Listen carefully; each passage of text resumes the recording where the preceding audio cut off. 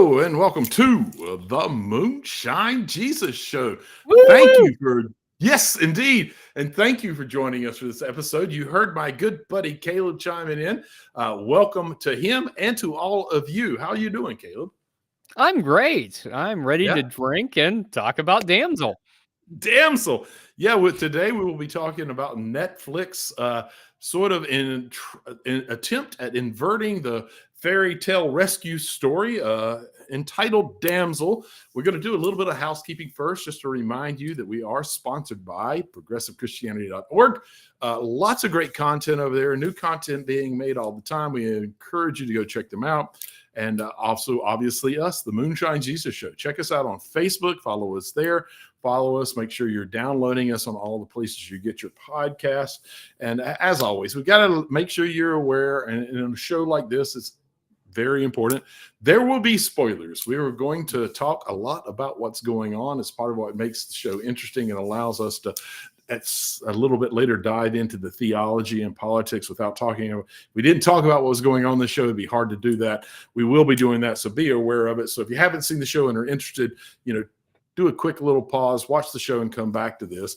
But in order to make the show, as good as it can be, and in some cases help us get through the show, we need beverages, man. We need some adult beverages to usher us through the show. So I'm curious what you went with on this particular episode, man. So I've got a cocktail called Dragon's Breath, and it is 1 part absolute pepper. So that's pepper flavored vodka, a few dashes of hot sauce, and some whiskey and honey liqueur. But I played around with it until I got this very unique flavor. It's kind of a purpley red, and I thought that looked very fantastical and like dragon breath. Magical. Well, I didn't do anything too particularly amazing. It just happens that I don't drink a lot of beer anymore, but when I do, one of my all-time favorite beers is a beer called Dragon's Milk. And you see that there is a dragon on the label. It is one of my favorites. It's a bourbon barrel-aged stout. I thought, you know what? I'm not going to overcomplicate it this time. I've got one of my favorite beers is called Dragon's Milk. Of course, I'm going to go with that. So I have a nice glass of that poured here, and I'm ready to probably take the whole bottle down in the course of the show. So, listen, cheers. Cheers, Mark. We'll catch you all on the other side of this break. Moonshine Jesus, Moonshine Jesus, Moonshine Jesus, Moonshine Jesus, won't you shine a light?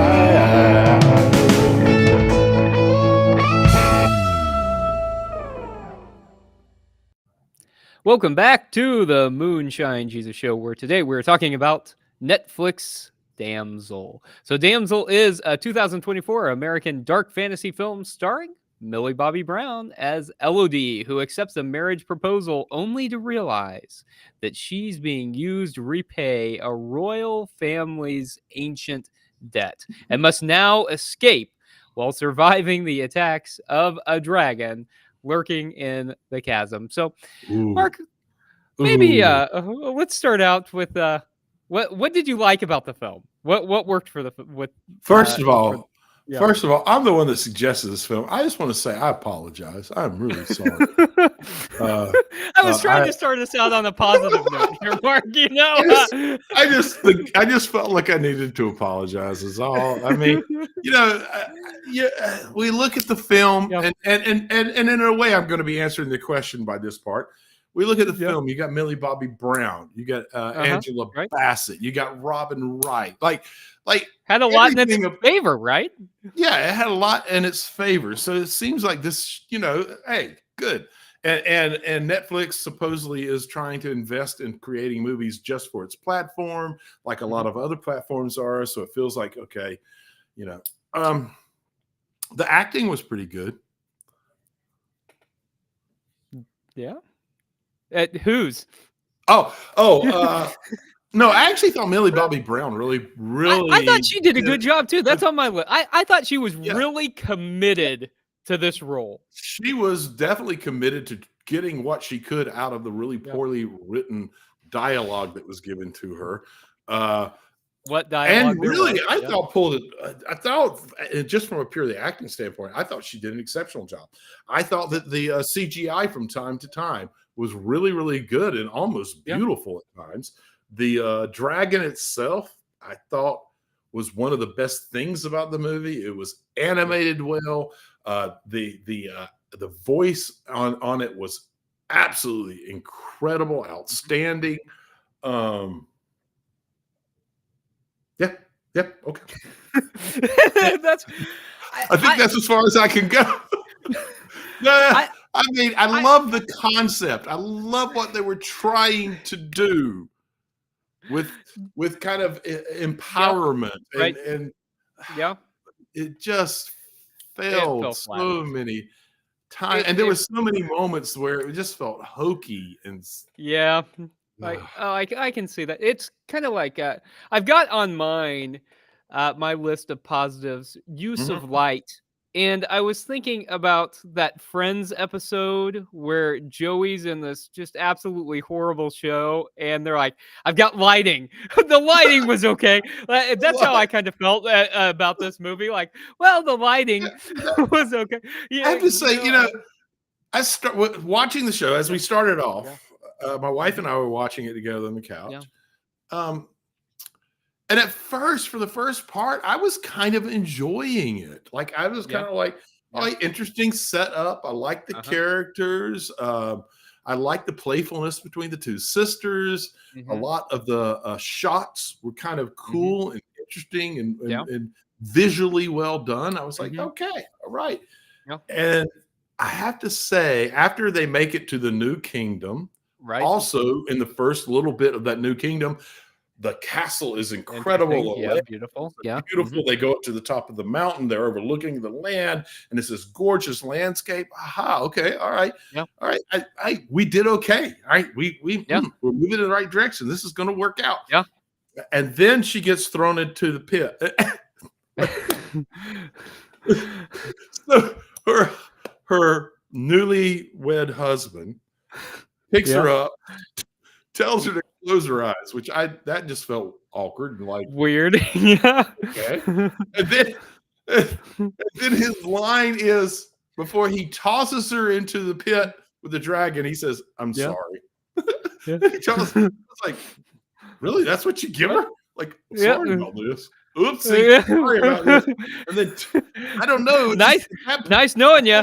It felt like that's the point where they just stopped caring. Like we're not trying anymore. His line to her, just as he's going to kill her, is, "I'm sorry."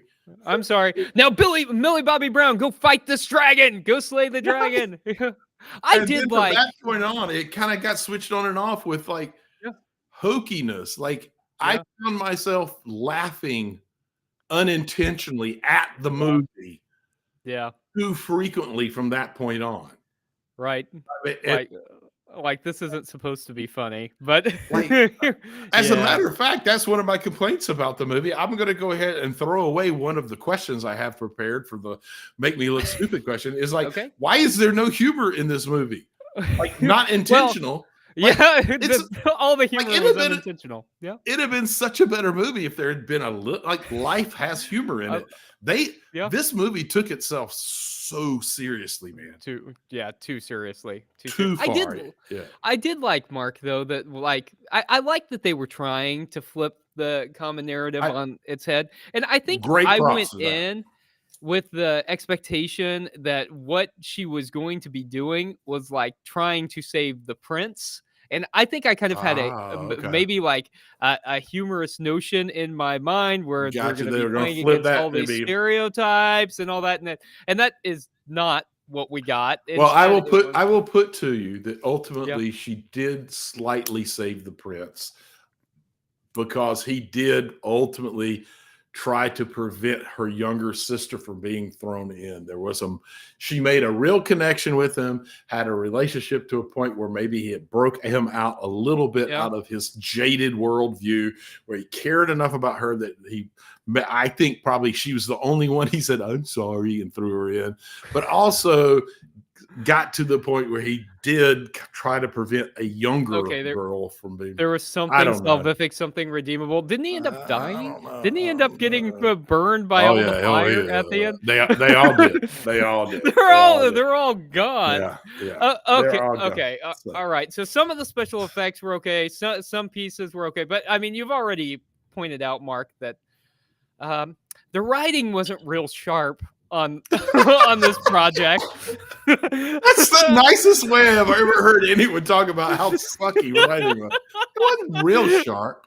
Could have used a little refinement here and there. I really think in the last 45 minutes of the movie, the script for Millie Bobby Brown, her script basically says, "Ugh, ah, oh, no, ah, ugh, white dragon." Ah. like we get like 45 minutes where literally mostly what we get from her character is grunts and hurts and ouches and the noise of having to exert physicalness, and ouch and like I was like, wow. Millie Bobby Brown has turned into a very decent actress. I really think, I don't know who is picking shows.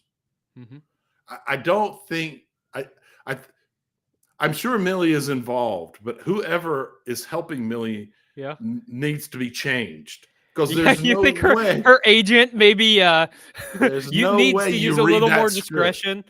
There's no way you read that script and realize that once the powerful part of this movie, which is the damsel, which is false nomenclature because she's married and damsels aren't married, but the damsel, right off the top, the movie's wrong. Like, you're calling it damsel. Wait. She gets married. She's not a damsel anymore. That's not how the word works. Anyway, and so I'm sorry. The moment that's supposed to be empowering, when she gets thrown in and rescues herself, from that point on, she has almost no dialogue. Who looks at that script and goes, "This will be a good vehicle for you, Millie"? Yeah, you're gonna take off. This is really gonna help. Yeah, this is gonna help launch you. Okay, so in regards to the writing, while we're on it, I have some questions, Mark, that I'm not sure I was able to figure out. I'm suspecting I'm not going to have any answers. One of them is, how is Elodie connected with the damsels, the princesses of the past? How is it that she has some kind of a psychic connection with them and can commune with them to figure her way out of the cave? Well, I think it's all in her head. That's what it's the only thing. She believes that she is, and she trusts in it, and that's how helps her. I have a further question about that. So part of how she actually does commune with them, is that in a cave, in a little safe space deep in the mountain, they have drawn a map of how to escape.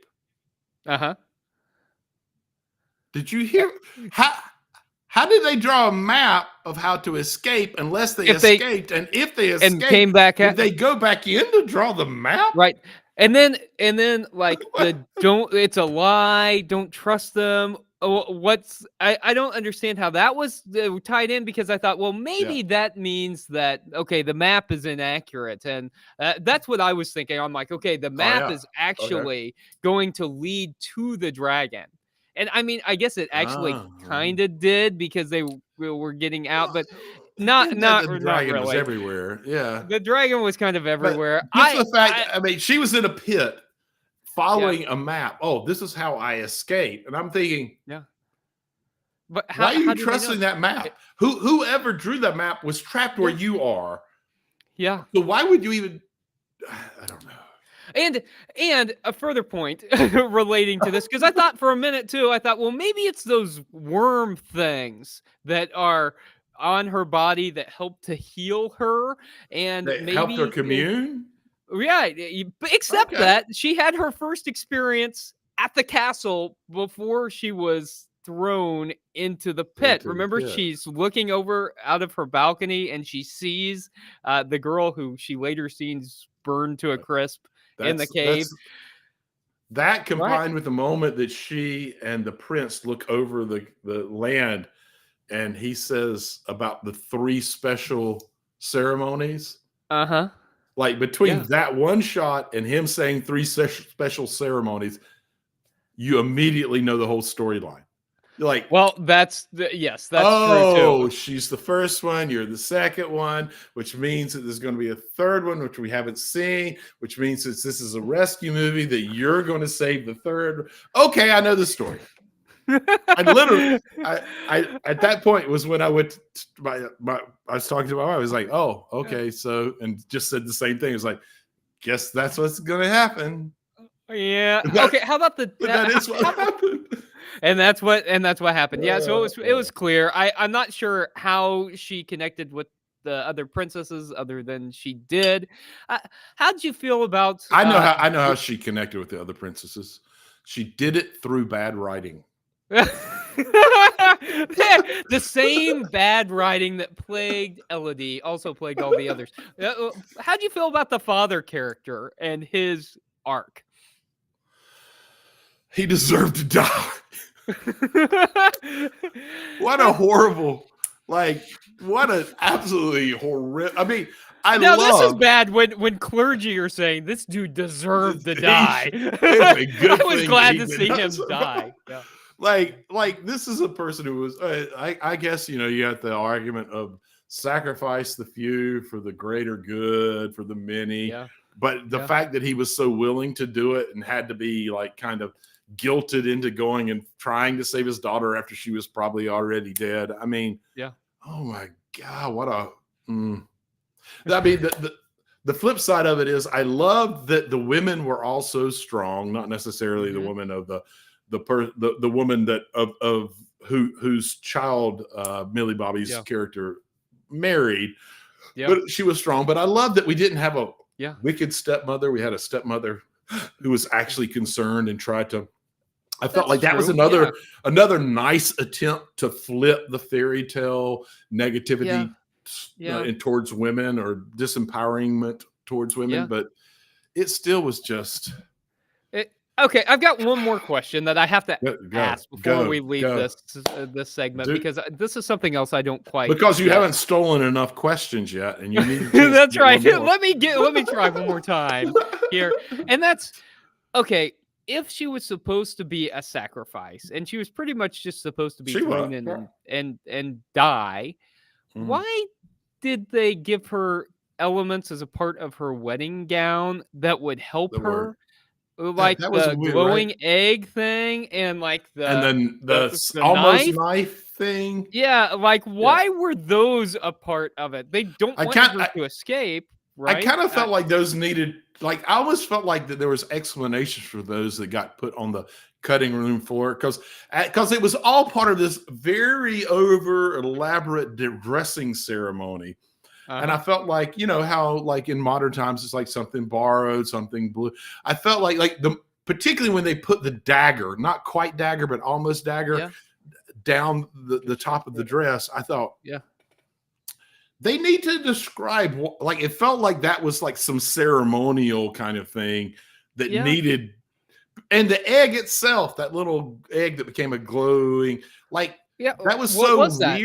weird. It felt like at some point in the script there must have been a description Because of, oh, well, the we sister do even this opened the egg and she Yeah. looked at the stuff inside, but we don't know what they No one said anything about it. were. Yeah, nothing. Okay, well, you know what? We're not going to answer the questions raised by bad not. writing, and so as much as instead, we might like to try, as but much we as can't we do it. might like to, and as much we might like to rewrite the second half of the movie, we can't. So Yes, please. let's talk about the movie we've got, and let's come back in just a moment after the drop and talk about theology and politics.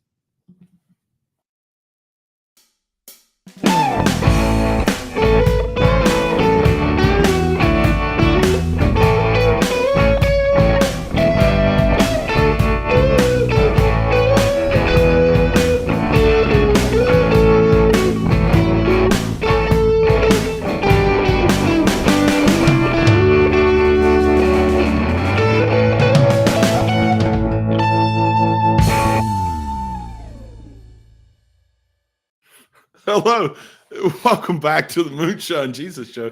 I want to thank Machen for pointing out that I talk over Caleb far too much. So, Caleb, this is your episode, man. This is your segment. I'm not going to talk. This is all on you, man. This is all on you. You can thank Machen. I apologize for being the podcast bully and talking too much over you. So here we go, man. We're digging right in here. So we both mentioned that we really like the concept of kind of reimagining the fairy tale story and empowering women in it. And so I'm wondering if you would talk a little bit about the historical kind of lack of empowerment for women, particularly in fairy tales, but in movies and Hollywood in general, and then move on to the importance of it changing. And we are beginning to see that and what that looks like. But then also, I think it's really important, and I know that you've even been looking at this recently, to talk a little bit about what empowerment of women in the Bible looks like. So the lack of it in history, the importance of the change that's happening, and some biblical perspectives of how the Bible actually does more empowerment than we sometimes give it credit for. Yeah, and don't ask me anything. I talked over you just there, and I don't want to do that again. That's right. So you gave me a very long question, Mark. And I'm just going to enjoy my drink. Yes. Well, let me just say, Mark, that of course, I think that we've seen so often women relegated to roles where they don't have a lot of say, and so that was one thing that I was excited about initially about this. Is like I mentioned, I thought we were going to see this whole story flipped on its head and not just see Millie Bobby Brown, fighting CGI, and I think that it is powerful when we're exploring women's roles in different ways. And one of the things that we talked about, when we were talking about Echo earlier this season, was that whenever you don't just put people in the typical roles and just put like a different person, but in the same roles with the same expectations, but you really look at who they are and what they bring, that makes for a better story. So like when Echo was Echo, right? A woman who was indigenous and was differently abled, and you don't then try to make her something else. That makes a really unique story. And so I think that as we explore more uplifting stories of women, it also involves not just telling the same stories with women in the roles that men would usually play. And I also think it means that as we're lifting up stories of women of color, we're not just putting them in stories that white women might typically play. So I think, yes, that's certainly something that we haven't seen a lot of, and we are seeing some movement towards more women-driven stories. I think the Barbie movie was an interesting case in point on that.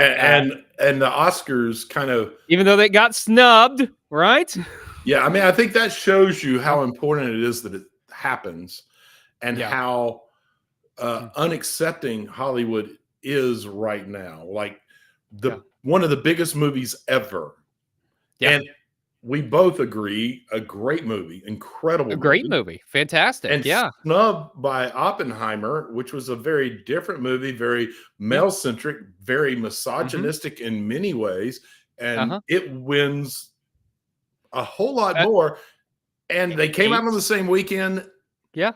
And honestly, in different reasons, for different reasons, I think that they're pretty equal movies in terms of their importance in the Mhm. moment and how Mhm. well they're done and Yep. directed and cinematography and Yep. but one way outweighs the other. I mean, there's a Yep. lot to be learned from that, right?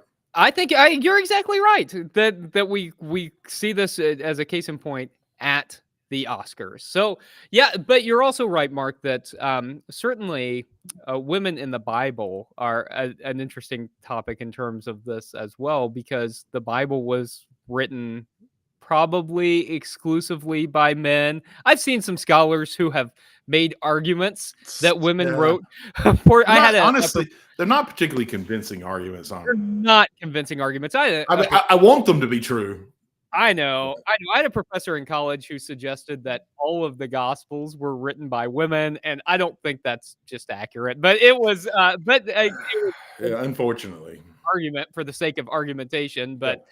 But probably the Bible's pretty much exclusively written by men, and a lot of women get written out of history. But even Mhm. so, we can see some really strong examples of women who are providing leadership. I mean, just even like stories about women funding Jesus's ministry, or women being at the Yep. foot of the cross, or women being Jesus followers, or things like Mhm. that, or women being deacons and leaders in the early church. But also stories like Ruth and Esther and Tamar, and people who Exactly. kind of took control of their own identity, their own destiny, their own identities, and exerted them. I think are very powerful Yeah. stories. The So rare I wish we would example of tell more of Jesus those. Yeah, the rare example of Jesus learning from anyone came from a woman. Mm, Uh, mhm, an unnamed woman, as is always the mm, case in the mhm. Bible, like you were pointing out, getting Yeah, written out. I make it a habit intentionally when I yeah, take those texts to name the yeah. women. To, Mm. so in the Oh, like Syrophoenician woman, you I give give them them a names? name because I'm not Yeah. going to talk to about them and call Ah. them the Canaanite woman or whatever. Like the woman who Oh, yeah. comes after the disciples, Yeah. and Jesus basically says, the crumbs on the table, and she's like, even the dogs. Right. Yeah. I call her What's her Justa, name? Justa for justice. Justa for She thinks justice.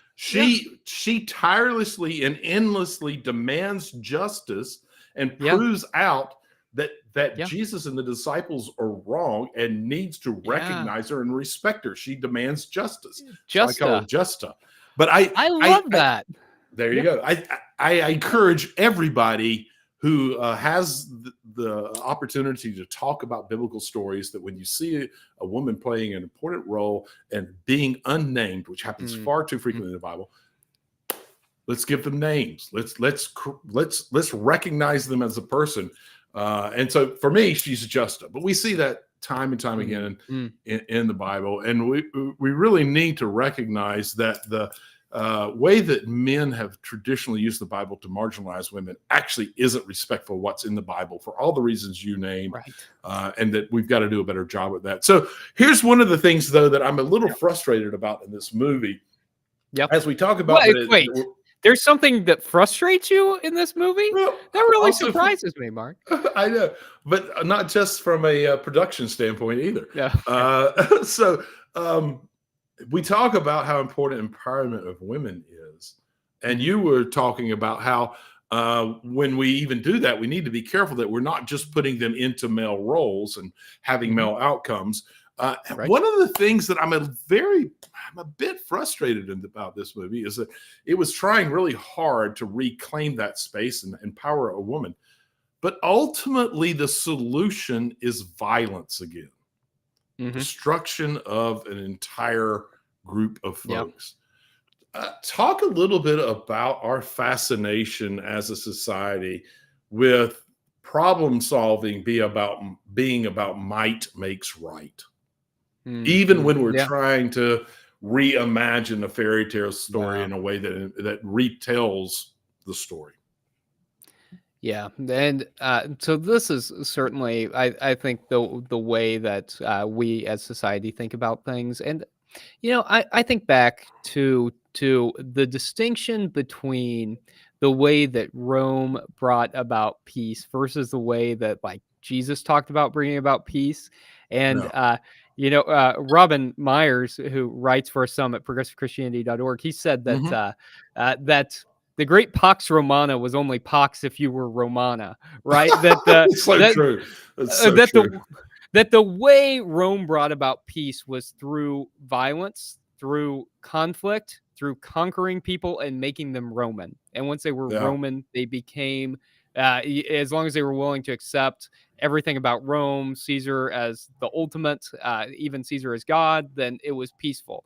But Jesus talked then about not peace through violent conflict, but peace that was brought about instead through justice, that peace came through justice for others.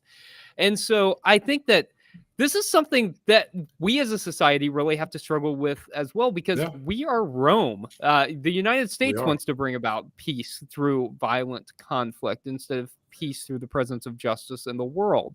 And so I think it's really hard for us sometimes to get out of that framework whenever we're even thinking about movies, because there is a part of me that said, yeah, I want to see all of those terrible people get destroyed by fire, except that there were also a bunch of innocent people you have to assume destroyed by fire, right? That was going to be a little bit of a follow-up to that, because I have to assume that some of them didn't know exactly what was going on, because those ceremonies happened up in the mountains. It was obviously a very select group of people that were there. There were other folks who weren't there. You have to assume that there was some innocents that were killed, right?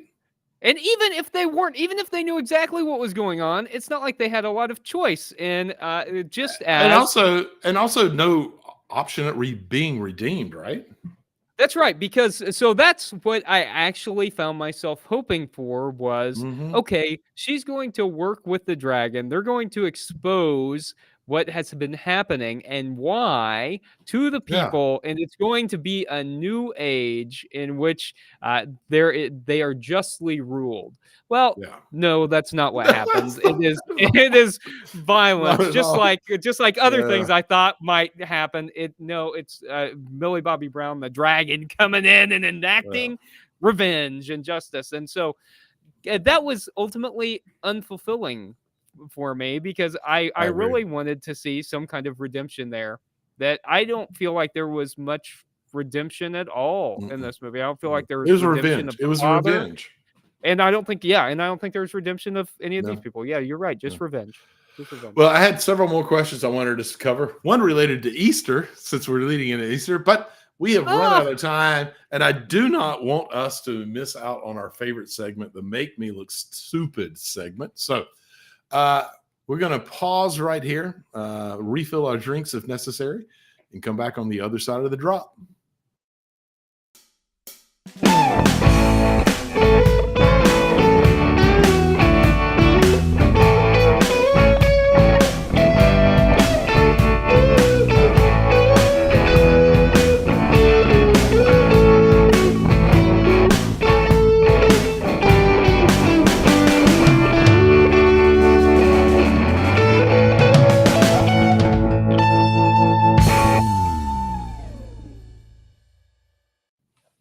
Welcome back to the Moonshine Jesus Show. We're entering our favorite segment, the Make Me Look Stupid segment, where we get to ask each other questions and try to make each other look stupid, or at least maybe find out something that we have been longing to know. So Mark kind of gave up one of his questions earlier, and I didn't. And honestly, kind of stole another question there at the end about the innocents in the town. Really? Yeah. Okay. Now, I had a question that said, were there any innocents in the town that the dragon burned down? And what does it say about the dragon? So, yeah, you kind of got that one as well. Okay. And Machen, who rightfully pointed out what a bully I am on the show, also says about the dragon, I understand the dragon's pain, but she was killing everyone, animals included. Her alliance with Lodi didn't erase that or even redeem her, and I agree. I might not agree with me being the podcast bully. I actually do a little bit, but that's my personality. I'm a little bit, me. But I agree, Machen. I completely agree about the dragon. And yes, technically, Caleb, you did exceptionally well today. You stole 2 of my 3 questions. Okay, cool. But I left you with one. And so Hopefully. so before I have a chance to steal it, I am going to follow your. Oh, look, see. Oh, Majin, you're so notable. nice. Yes, I appreciate that. See. So before I was joking, Majin. I got it completely what you were actually saying. I talked over Caleb again just to say that. So perfect.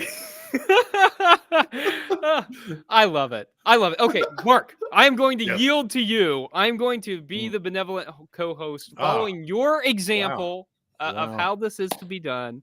I'm going to give you this opportunity to have a question without me stealing it. Okay, this is a pretty easy one, and you get to kind of just use your imagination. It's nothing deep. I don't think I'm going to stump you in any way. I'm just curious what you think. So, because of the way that Netflix operates, this movie is currently in their top 10 movies. It's being viewed pretty well, which almost guarantees that there will be a Damsel 2. What's Damsel 2 going to be about? I think it's going to be about Elodie's sister, Florida. I think she is somehow going Floria. I think she is somehow going to face some other kind of a mythical beast, and I think Elodie is going to have to help save her. But I really wish they wouldn't. I really just wish we would just not listen, even go there. If they insist on doing it, yeah, please, Netflix, if you're watching, I know you're not. If you're watching, get new writers. You have to get new writers. Just try a little bit harder. What do you think it's going to be about? Damsel 2. What's your prediction? I would guess so.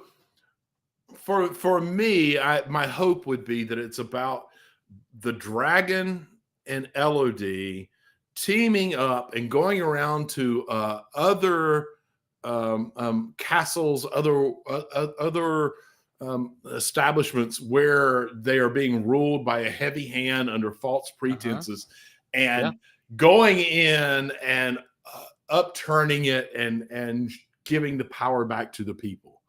That would be my hope, is that's what it would be about. That they realize they did it themselves.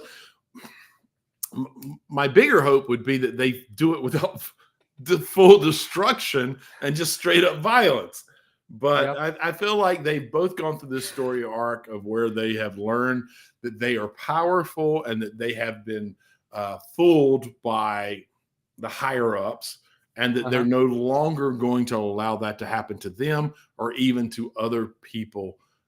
I don't know. That's what I hope will happen. It'll probably be the same story told through Floria. They'll probably take the script and change a few words and let Floria and Elodie guides her through it. But I hope that's not the truth. Okay, Mark. I debated about whether I was going to ask you more of a theological or political question or go back to the movie. And I think I just really want another answer about the movie. And so that's what I'm going to ask you. Let's see.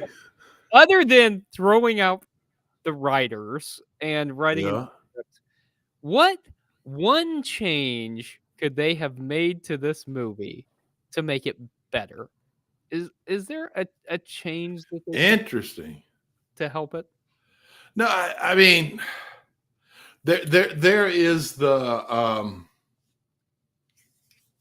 there's the theologian part of me who says the one change needs to be that they solve the problem without violence, that they redeem people, they redeem the world. There is the storyteller in me that says something that you've already brought up, is that Elodie saves the prince rather than the prince saving Elodie. And that could have been powerful in its own storytelling, flip the script kind of way. So, yeah, I guess that's my answer. Yeah. from a more philosophical, theological kind of point of view, like saving the world without going back into this heavily masculine violence solves the problem. Yeah. But also, it'd also be just as fine if they flipped the script and she saved him. What would have done it for you? You know, I've really been That's a sitting here big thinking about question. this because one thing is very hard to come up with. You know, I think though one thing that I was thinking as I was watching it is I could have gone longer without seeing the dragon. I would Yeah. have Once we I would saw the have dragon, we really got a lot of the dragon. we got a lot of the dragon, and we saw the dragon kind of at the very beginning.